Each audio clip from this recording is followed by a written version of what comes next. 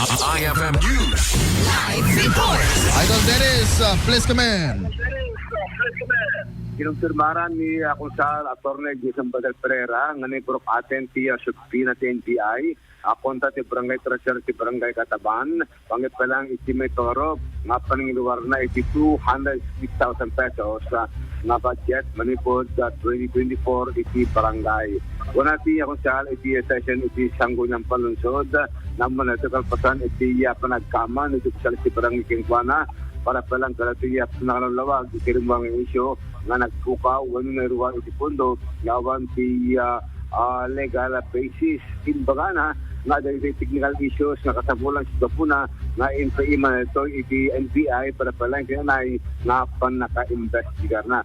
Kasi iti panagsalita ni Konsal Pereira iti session iti sanggunyan panunsod. The issue of Cataban literature, the Philippine literature. Several literature, several barangay, Laoag officer barangay, visited me and seek my legal help pertaining to the Philippine literature. Considering that there are some technical issues that should be resolved in literature, I endorse the same to the NBI for their expertise in literature.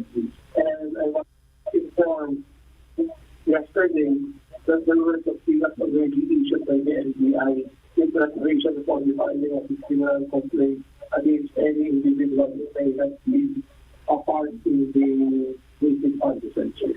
Nalagi po ito yung kalabas kit malarma ni Vice Mayor Carlos Parinas gabo iti si barangay nga ito yung pumpuntong mirwar nga saan nga otorisado. Idol Dennis Alipio, Tatak, RMN. IFM News. Maraming salamat, Idol Dennis.